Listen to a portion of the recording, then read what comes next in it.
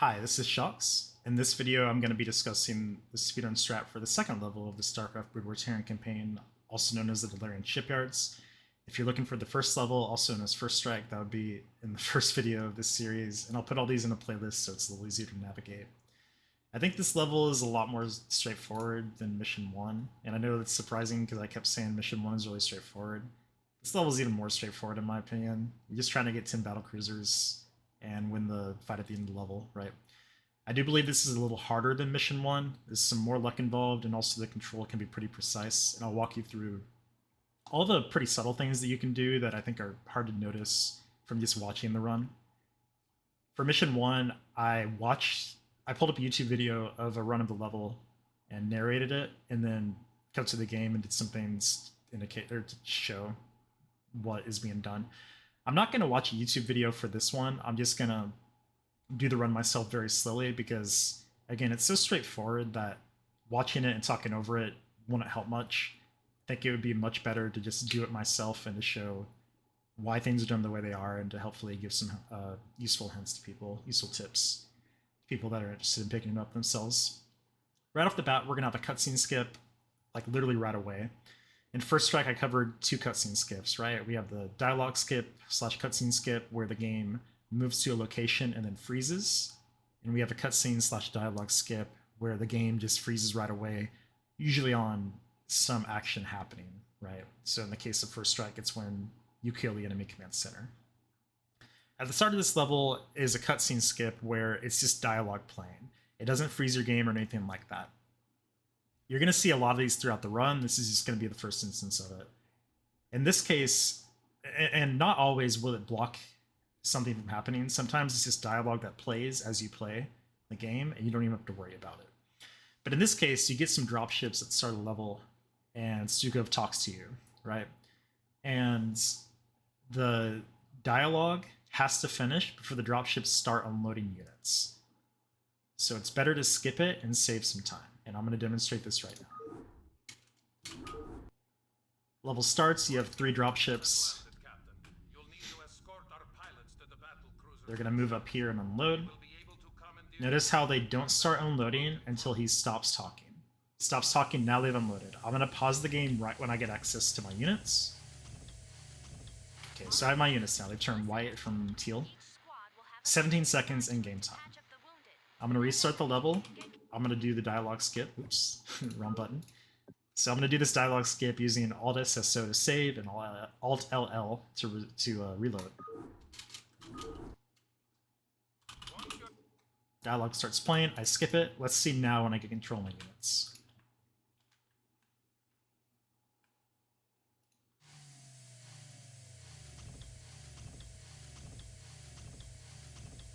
"13 seconds. It's a 4-second save.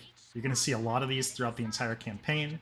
I hope this helps answer some questions as to why these are necessary. I know they're not fun to watch. I know they're really confusing, but after this, I hope you can at least trust me on this. One annoying thing about this that I'll point out that is not related to the run at all is doing these skips causes the music in the background to get quieter. I don't know why this is. Every time you do a save and a reload, though, the music gets slightly quieter to the point where you can't even hear it anymore. Notice how right now it's... I think you can barely hear it if you're really listening for it. I'm going to disable it and re-enable it by hitting Control-M twice. And now you can hear it, right? I don't know why it works this way, but whatever.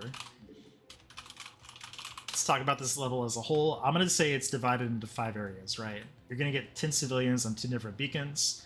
You have 4 different areas where the civilians appear. So this is the first one. You're going to get them here. This is the second one. You can get them here for the third. You can get them here for the 4th area. The 5th area is going to be here where you get 10 battle cruisers and you have to fight 12. And you get Yamato and just kill them all. Pretty easy. Let's talk about beacons and how weird they are. So like I said, you just want to distribute civilians to beacons, right? Clicking on beacons, and just structures in general, since beacons are considered structures, is kind of weird. If I were to just send a civilian to this beacon by clicking on it, and I turn on Power Overwhelming, okay, I'm going to cheat because it's easier to showcase. If I were to just click on the beacon, it might get there, it might not. Notice how it gets stuck here, right? Very bizarre. If I were to click on this one, it might get there. It might start getting fired at and turn around.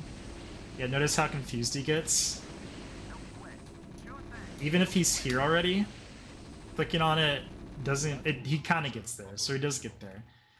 However, if I were to just, instead of clicking on the beacon, click past it, so instead of having the targeting cursor, this little spinning circle, and instead have the arrow indicating that I'm moving to a position, if I move like that, my civilian is much more likely to get to the spot I'm instructing them to get to. So there, he gets on the beacon. For those who aren't familiar with how beacons work, the way that the triggers work in this campaign, it's not like the beacon means anything, to be honest. The way it works is the campaign editor, when they made these levels, they have to designate locations. I don't know exactly how they look, to be honest. I would have to pull up the campaign editor to see. Maybe I should have done that. But you have this, probably an area like this. It might even be smaller. You have an area like this marked in the campaign editor to indicate where the civilian needs to be brought to in order for it to be accepted, right? In order for you to get control of this battlecruiser and for it to remove the civilian. This level is very luck-based because the check for this, the check that the civilian is in this location, is done probably once a second. So you can have a civilian just chilling here and it could die from this bunker, right? Before the check occurs, and you're like, hey, I had a civilian here, why didn't it get counted? And it's just bad luck. There's nothing you can do about that. And StarCraft pre-Brood War, so vanilla StarCraft, I believe you could spam escape to speed up how often it checked the triggers, but for Brood War you could not do that. It's one thing to keep in mind. That's why I say this level is kind of luck-based. This is going to be really big on level 7 and level 8 as well. So keep that in mind, because it's very frustrating and it can kill a run. But I'm sure this is the case across all games. Each of these 5 bunkers that we care about here have 2 Marines and 2 Firebats in them. They have 0-0 upgrades, so they have no upgrades. We have 3-3. If you're playing this game casually, and you grab your Marines and Medics and use the attack move, you're never going to lose this mission. Like, I'm pretty sure no person that's ever played this has lost it, because it's just impossible. But of course, for speedrunning, you're going to do weird things, you're going to do gimmicky things, and you have a much higher chance of losing. So, I think it's kind of comical in a way, maybe in a perverted kind of way, because it's very infuriating when you lose a mission, because your civilian dies to unupgraded Marines. Civilians still only have 40 HP and no base armor, so they're still pretty fragile. Knowing that these bunkers have 2 Firebats in them is useful to know. Firebats are ranged units, so you don't have to be right next to the bunker. They could probably hit you like right here. Yeah, they're pretty, they can hit pretty far. And granted, units and bunkers get extra range, but knowing this, if you so choose to micro it, you can try to have your civilians take a line that goes around these bunkers. There's just, you can't do this for this one, right? The Firebats can hit them anywhere, any route they take past this, right? But definitely with this bunker, as long as if you're trying to do it, if you're trying to micro it, so your civilians don't get too close, you do have that option to do that. I want to explain how I start this level. Screen location hotkeys are amazing, because you want to send, at least this is what I do. I'm just going to explain how I do it, I suppose, because you can do it however you want. I send 7 Marines, 3 of these 4 medics, and 2 civilians over here at the start of the level. I then send 1 civilian, 1 medic, and 1 Marine up here. I'm going to reload my save because it's a little easier. The faster way to do this is to send the civilians first, right? So I would... Here's how I do it. I hotkey this screen location to F2. I hotkey here to F3. And I hotkey here to F4. I grab all these units, so I'm on F2, right? I hit F3 to move here, send them, grab my civilians, send them, grab the units that I want to send up, And I think you're going to see how luck-based this can be. See, the civilian died. This civilian got stuck. So you can see how ridiculous it can be, right? Let's do it again. So you get the idea, right? Now, sending the civilians first is a little faster because they get the moving start, right? But it probably saves about a second, and I'm showing you the safer way to do it. So let's try it again, hopefully with a better run. So I grab all my units. Gotta redo these screen location hotkeys. Grab all my units, do the screen location hotkeys. Okay, send them here. Grab a medic, a civilian, and a marine. I'm gonna hotkey the civ because it just makes more sense. I'm gonna attack here so they focus on those units. Try to move these units up out of the way of the civilians so it has a straight line, and there we go. I'm gonna restart this level. So normally you're gonna be doing these screen location hotkeys before you even have vision of the area, so this takes some practice to do. So like, I kind of have a general idea of how far to go when I'm mapping these out. But that's going to take some practice if you so choose to do it that way. So this is what a normal run of this would look like.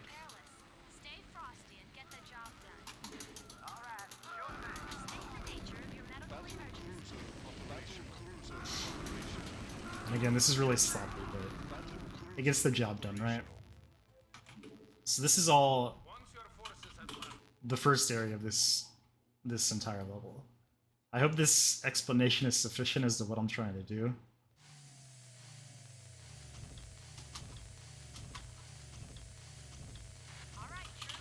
So to sum it up, try to avoid clicking on the beacons as much as possible, so your civilians don't get shot at and kind of get confused and move around like they're stupid. Generally, I would say move the Marines and medics first. If you're going for an IL world record, then you will want to move the civs first to get that running start, which is what happens in the current individual level world record. I didn't explain why I send these Marines and medics up here, or the one of each. Your civilian, if it moves first, is going to get up here first and draw fire. The range of this bunker is about like this, so if you get shot at and move to the right, you do go out of range, which is really nice. And if you have a Marine and medic here, let's actually do it like that. Let's send the Marine in first. I like having them attack so they just draw aggro and there's no risk of them dying, because they can never kill this Marine. And at this point, my Civ is free to just go to this beacon. So that's why I do it that way. It's safer. You don't have to send the Marine and medic up there. You can just send the civilian and pray for the best, but that's just how I like doing it. Do this one more time. So again, I like having F2 on my units, F3 on the top left beacon, F4 on the top right beacon. I'm going to hotkey the civilian that I send to the top right on 5. Again, you can do this however you want. This is how I like doing it. This time I'll send the civilian first. The civilians first. So do those, make those, grab one of each.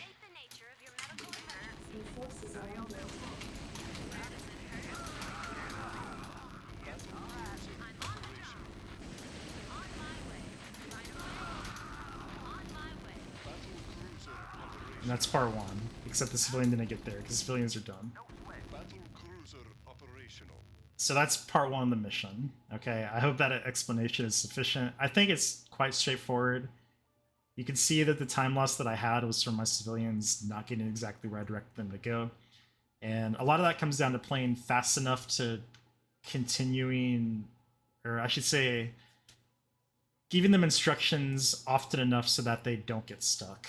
Because if they get stuck and you just forget about them, they're not going to move, right? But if they get stuck and you're checking on them, then you're going to be able to speed them up. Let's go to part 2. Part 2, you have 4 civilians. We are going to make use of all these. We have 4 beacons. Here, here, here, and here. Let's look at a black sheep wall. We have 3 tanks to worry about. We have this one, we have this one, we have this one. Tanks do 35, these aren't upgraded by the way, so they do 35 damage to small units, which would be all of our Marines, medics, and civilians. That means they 2-shot civilians, and sorry, ghosts, not Marines in this area. So they 2-shot ghosts and civilians. This level is meant to be a tutorial for new units of Brood War, so in this case medics were new to Brood War, right? Basically, Mutalisks were so strong in StarCraft 1 and Vanilla that they added medics to help Terran counter them. What our goal here is going to be, since this is a tutorial for medics, we get to use Optical Flare, which blinds enemy units, right? Blinding, and it removes their ability to detect and gives them 1 range. And I don't know why I'm saying this, because anybody that's watching this probably already knows this, but I like acting like I know what I'm talking about. It's a good feeling. Our goal is to blind this one so it can't really fire at us or anything. We're going to tank hits from this one with our ghosts, and we're going to lock down this one. That's our goal.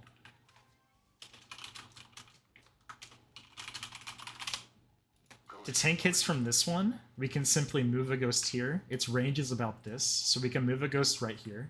One thing that's useful, I think most people don't know this, surprisingly, is that you can shift-click, hold position. So I can right-click, hold shift, and hit H, okay? I'm actually going to right-click, shift, and then click hold. So move, shift, hit hold position. If I do it like that, my ghost will move there and switch to hold position. This is extremely useful in this case, because I'm going to have 2 ghosts here that are tanking hits from this siege tank as my civilians run through.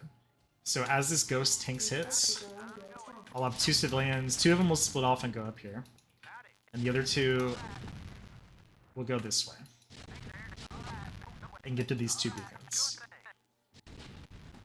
So I have 3 ghosts, right? I'm going to turn on Power Overwhelming again. I'm going to move like this at the start. I'm going to send one up here, excuse me. It's going to tank hits. When it dies, I want my next one in line to take its spot, so it would die after 2 hits, right? And then my third ghost is going to lock this down. I would totally recommend, by the way, using custom hotkeys if you're playing on Remastered. I'm not trying to advertise StarCraft Remastered or anything like that, but if you happen to be playing on it, custom hotkeys are so freaking useful because lockdown is normally L, so switching to that to lockdown as opposed to Z would just be really annoying. And this is someone that, like, I know that it's not easy to switch to if you're a Terran player. When I played Protoss was my main race when I played 1v1. And when I play it now, I still have to use P for Probe and Pylon. It hurts me to switch. But, so I totally understand if that's how you feel about it. But just a general word of advice, do try to use custom hotkeys if you're comfortable with it. So we use 2 ghosts to tank from this siege tank, take hits from it. We use our third ghost to lock down this one. That frees up our civilians from all imminent threats since we optical flared / blinded this first tank, and we're good to go. I'm going to take a drink of water. Now I'm going to do a real run of this part, okay? So I would grab all these, run them up. I group all these together because they're all going to be taking the same route. Grab this first.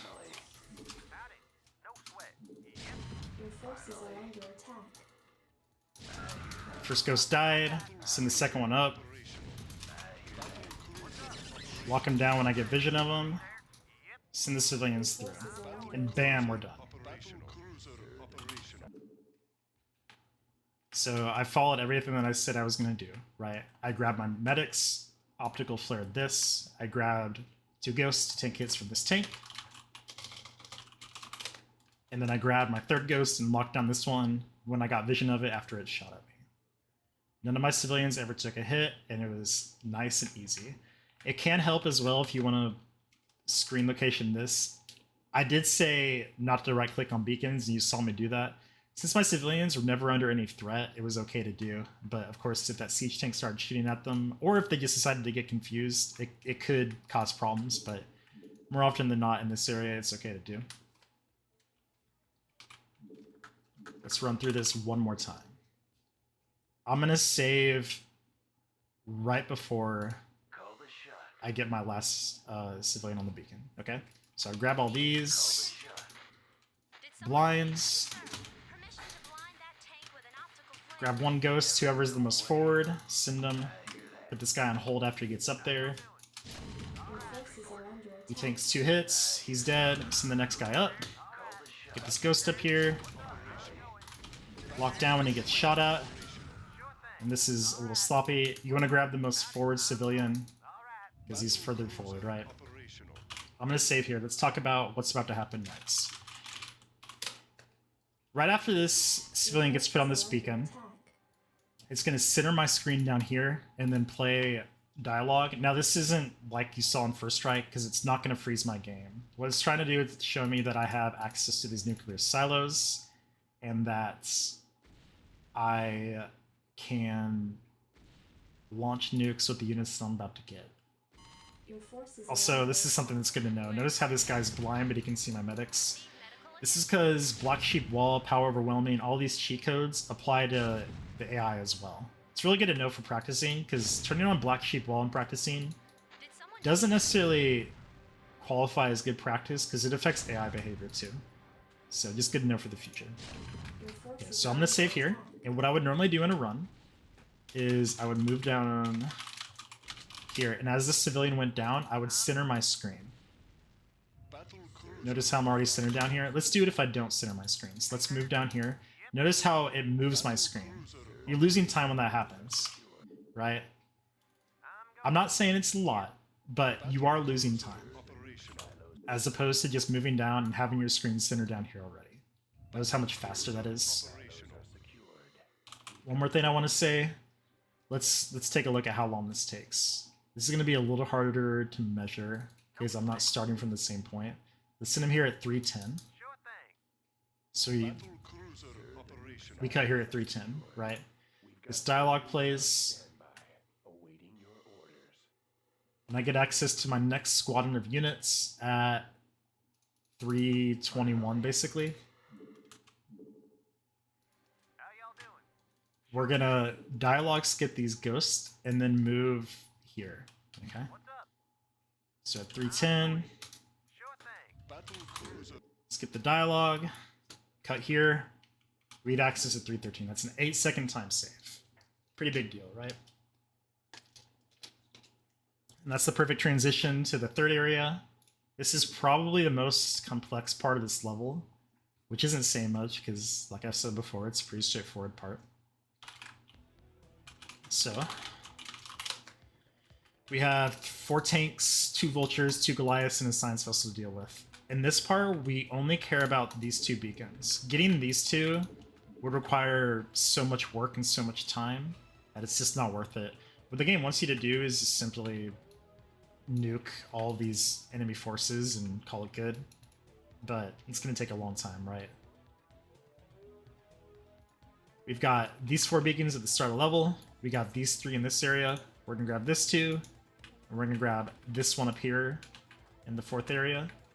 That hasn't spawned in yet. It normally is right here. Or wait. Yeah. It's only right here. And that adds up to 10, right? That's all we need. So we only care about these 2. Since... Let me state it this way. The way that the game looks at each area is it will move on to the next area if all of the beacons in that area have been captured, or if all your civilians are dead. If all your civilians die, or sorry, if all your civilians die, it'll move on, right? I guess I just said that. If you kill a civilian, just 1, or if it dies, you'll get more. So I'm gonna kill this guy. Dugal's gonna chime in and talk down to me like a jerk. And he's gonna drop me off some more.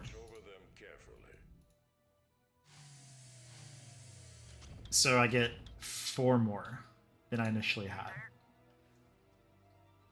I'm going to walk you through all 3 ways to do this, starting from the oldest strat to the current strat. The oldest strat is to simply walk a ghost up here. It's been so long that I've done this that I don't even know the exact placement. I think this is okay.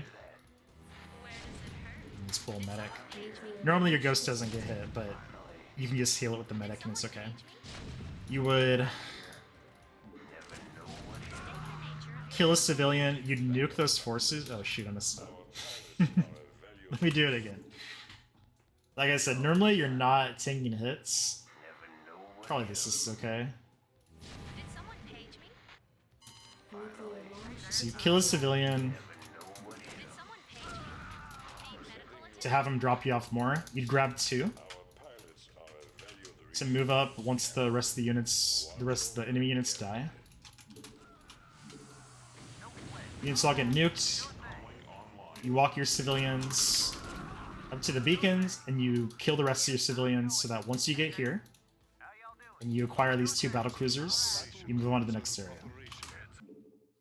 That is the old way to do this strat, or this part I should say, and it works, but it's pretty slow, right? The second way to do this is safer and almost as fast as the fastest way, but a lot safer for sure. We're gonna start off by killing our own civilian. I'm gonna do this really slowly. We're gonna start off by killing our own civilian. And I'm even gonna turn on Power Overwhelming. Well, Power Overwhelming doesn't work here though. It doesn't work here because these nukes we're gonna launch are not considered owned by us. And since they're not owned by us, then they can't do damage to ourselves. And I know that sounds freaking weird, because this game is weird. So if I were to launch a nuke, it wouldn't actually kill our civilians. But basically what we're gonna do is nuke. We're gonna kill a civilian to spawn the rest, right? We're gonna launch a nuke on ourselves, and then we're gonna move the rest of these units up. We're gonna blind this science vessel. We're gonna cloak 3 of these ghosts and lock down as much as we can.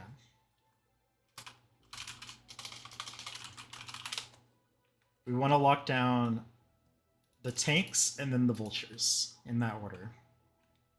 We move these units up to also help tank from these Goliaths. We grab 2 civilians and we get those on the beacons. Okay? I'm gonna do everything that I just said. I can't really do it slowly because the way this mission works. So like I said, we would kill a civilian. Nuclear launch detected. This is really slow. We grab 2 civs.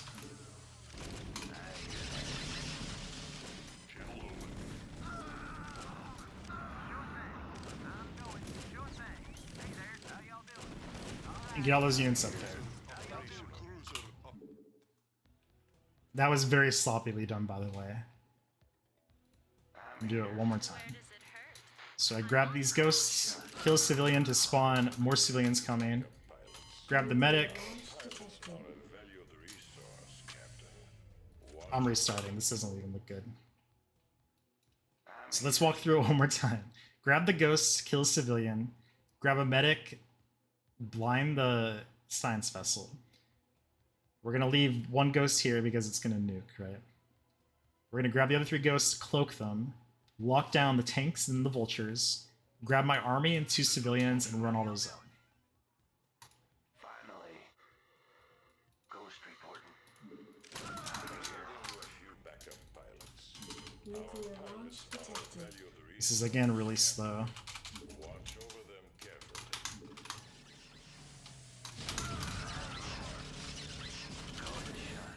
And actually got messed up because my civilian got in front. So I hope you can see that this is harder, but it is much faster. Because let's do a comparison. We're gonna run up here. We're gonna do these actions right away, right from the reload. Okay? So right from the reload, I'm gonna run up here. Gonna nuke, kill this. Nuclear launch detected.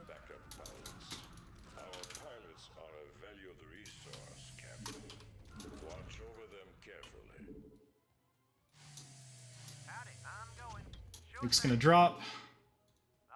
Run these civilians up. All the units are dead. And let's see exactly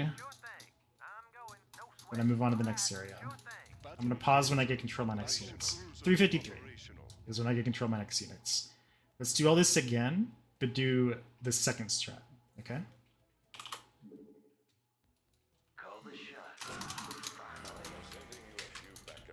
Nuclear launch detected.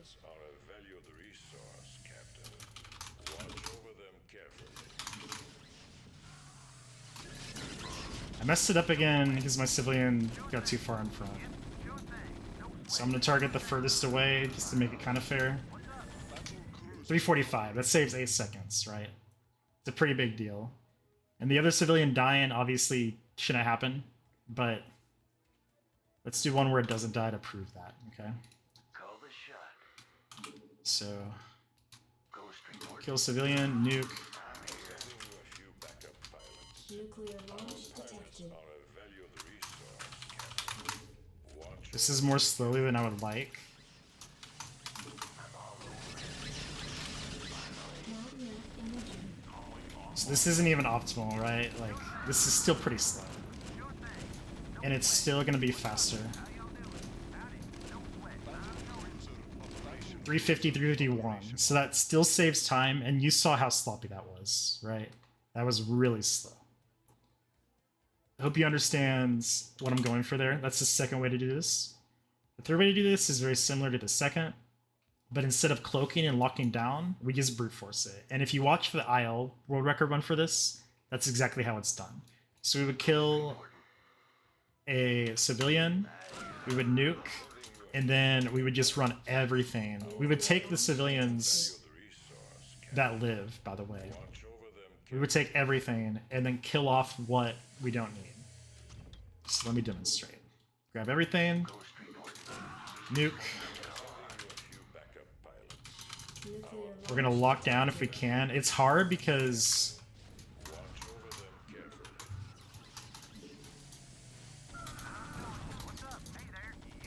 okay. And then we get access to our new units once this nuke drops, so about 344, 345. So really fast, right? But it's hard because of two reasons. One is that it's pretty luck-based, right? These civs are gonna die in 2 hits from tanks.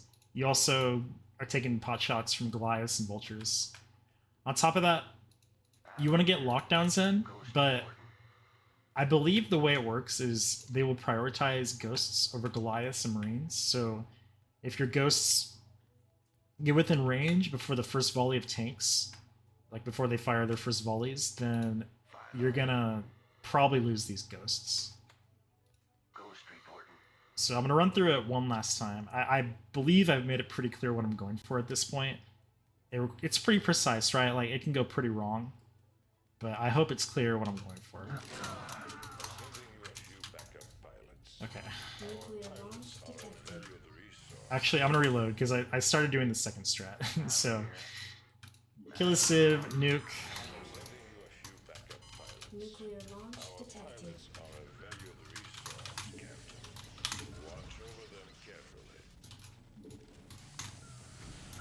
And notice how this one didn't go as well. Like, it's pretty rough. This is all I'm trying to say. And again, I'm not saying that control was perfect by any means.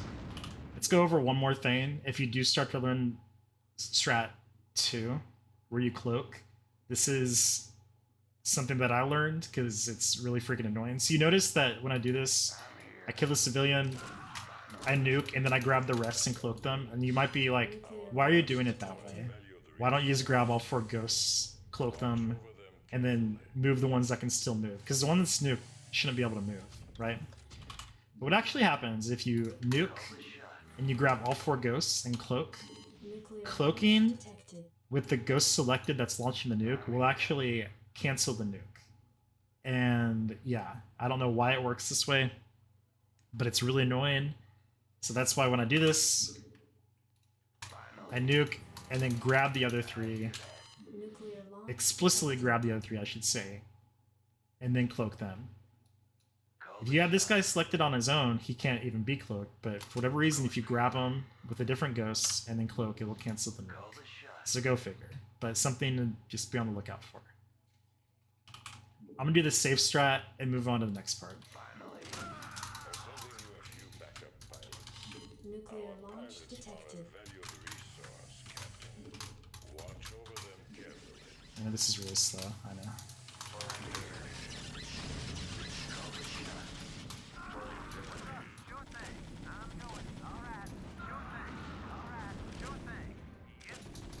This is extremely slow, but notice how it's still faster. Wait, what happened? Oh, these guys got brought up. Okay. In any event, it was still faster. This is the worst tutorial ever, by the way. But it's still faster than than the third part or the first way of doing it. I'm gonna back up, by the way. I'm gonna redo this one more time, kind of like how I did with part 2. And let's just do this. Nuclear launch detected. Our pilots are a valued resource, Captain. Watch over them carefully. Part 4 of this level. How y'all doing? All right, I'm going. Sure thing. I'm going. Sure thing. Oh, yeah, remember how I said the nukes you launch aren't yours? So they can't actually kill anything when you have power overwhelming on. Kind of forgot that already. Your forces are under Okay, I'm gonna save here. So part 4, the way it's gonna work, I believe these units should be loaded. Oh, they aren't loaded. You're gonna get attacked by 2 ghosts right off the bat. They're gonna lock down your tanks, and you're gonna see a lot of techs. This requires a bunch of save and loads, and I'm going to explain why. Let's do its own save. Your forces are under attack. So I'm gonna take over. I'm gonna load.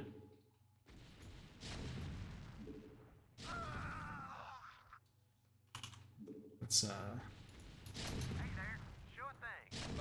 okay. So I'm gonna do this how I normally would. So I would normally kill a ghost to spawn more civilians. And notice how long this takes. It takes forever, right? The siege tanks talk to you. I've already done what I came here to do. I grabbed that beacon, right? But I gotta wait for Dugal to talk to me, drop the rest of these civilians. I gotta kill them myself. He takes forever to do that. It's annoying. I've done all that, now I can finally move on, right? Takes forever. But I can do dialogue skips to skip all the waiting. We are tracking a And by doing that, I can speed this part up a lot. So let's do that with the dialogue skips. So grab the civ, send them. Tanks get locked down. We're gonna save and load. Tanks are yelling at us. Dugal's yelling at us. We save and load through all that. Now when the dropship gets here, it's gonna drop the units right away. I do all that and get all the civs out of the way before I even get the civilian on the beacons. Notice how much faster that is We are tracking a large as opposed to just waiting. I'm not going to time these two because I think you get the point. I think you understand now why it's so much faster. Do the dialogue skips. I think I've made that clear. Your forces are under attack. And that's it. There's not much complexity here. It's all about getting your civilians out of the way. If you're doing this for a marathon run, so the way I do this for marathon runs, I've said this for the first level, is I will do a no dialogue skips category because I believe the dialogue skips are very bland. And if I'm running this in an event, I think people want to see the story. I honestly do. And I don't want to just skip everything. Plus, it's just not fun to watch. If you're doing it in that context, I believe, I haven't tested this, but I believe you do have time to get this other beacon. So you could have 11 battlecruisers. Something to toy around with if you want. I'm not going to do that in this video because I don't see a reason to. But yeah, you just want to save and load when the Marine starts yelling at you, and then when the tanks start yelling at you, and then when Dugal starts yelling at you. So you're going to have 3 save and loads here, and you're good to go. Let's do this one more time, and we're going to move on to the last part. So grab this last beacon. Ghost reporting.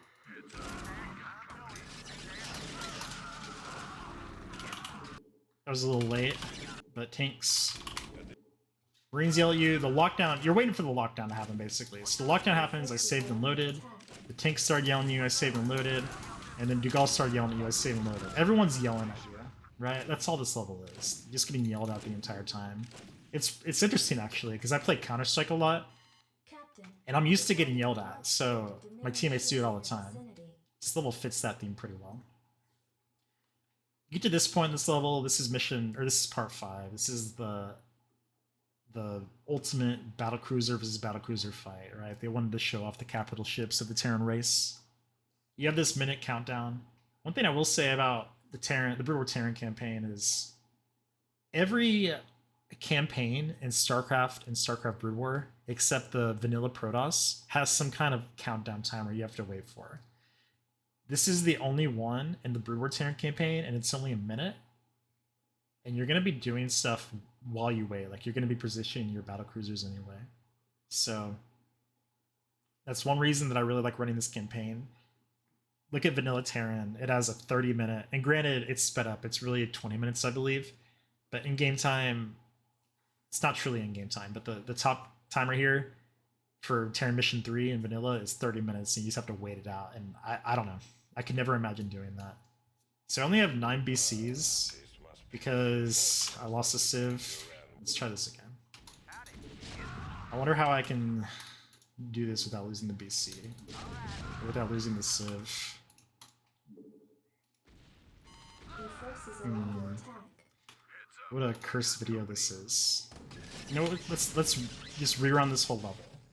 How about that? I'm gonna rerun this level, showcasing everything that I've talked about up to this point. Get my screen location hotkey set up. I'm gonna grab all these units as soon as I can. I've done the dialogue skip. I'm gonna grab my Marines and medics first, send them, grab my civilians, send them. I didn't even do it completely correctly, but it's okay. Grab one of each, hotkey that civilian, get him out of range, then move him up. Jump to the next part. This is sloppy, all good though. Blind this tank, send the rest of the units over here. Grab the leading ghost, send them first. I'm here. I hear that. Hey there. Sure Tank 2 hits from that. Finally.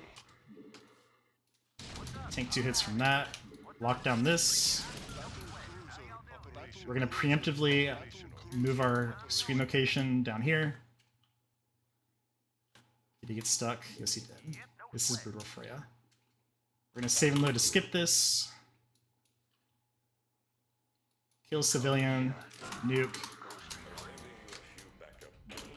Nuclear launch detected. Grab everything, and then 2 civilians. Move them up. Lock down the tanks and the vultures. Get your civilians stuck, because this game sucks. Alright, grab the 2 beacons. Target as much as you can. Kill civilian. Start targeting the rest. Lockdown has happened. Save and load. Save and load to skip the tanks. Save and load to skip the Gaul. We're gonna get our civilian there and kill the rest. And bam. You are on the 5th part. Pretty simple, right? Everybody got that? I expect someone else set the world record soon. Because, by the way, the IL world record for this is very beatable. It is not super optimized. So if you've watched this video up to this point, I encourage you to go take it, because it's very possible. Anyway, get to this point, you're going to have 10 battlecruisers. You have the most straightforward fight ever. I'm going to save here. Basically, 12 battlecruisers are going to spawn up here. You can't get too close. If you get too close, you're going to get warped back. So you can come up to right about here. Takes 2 Yamatos to kill an enemy battlecruiser, right? So you're just going to split into 5 groups of 2. Yamato 1 battlecruiser each. And then just win the micro battle to finish the level. It is very straightforward. I don't need to talk about it that much. So I'm going to run through it once. Talk about how I normally do it. So split up into 5 different groups. This is a little sloppy because I did it differently than I normally would, but you have so much time it doesn't even matter. So I use hotkeys 1 through 5. You can do whatever your heart desires. You're gonna have a cutscene skip coming up that is like the one in Mission 1 where your game freezes without centering on a certain position. To do this skip, you simply hold the menu button with your mouse and wait for the dialogue to start playing, and then you can skip using saves and loads, using Alt SSO, Alt LL if you're playing on the English version of the game, or just whatever method you use for going to the menu, saving, and reloading. I will do that. I like coming about up here. And again, custom hotkeys. Yamato on Z is so much easier than Y, because 1Z, 2Z, YZ is much easier, or 1Z, 2Z, 3Z, 4Z, 5Z is so much easier than the alternative. Captain, we are being hailed by the Dominion flagship. This is really sloppy, by the way. Okay. Do the skip. Yamato. And then it just comes down to micro. I'm gonna pull down the injured BCs. They will chase you to a certain extent. And you want to focus fire, which I didn't do.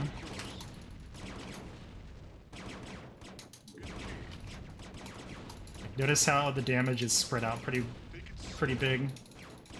Like, all their BCs are hurt a little bit. That's not optimal. But look, if you've got to this point and you have a good time, you know how to play the game well enough to do this, okay? I don't need to walk you through how to micro. There's no interesting tips there. It's just coming down to microing.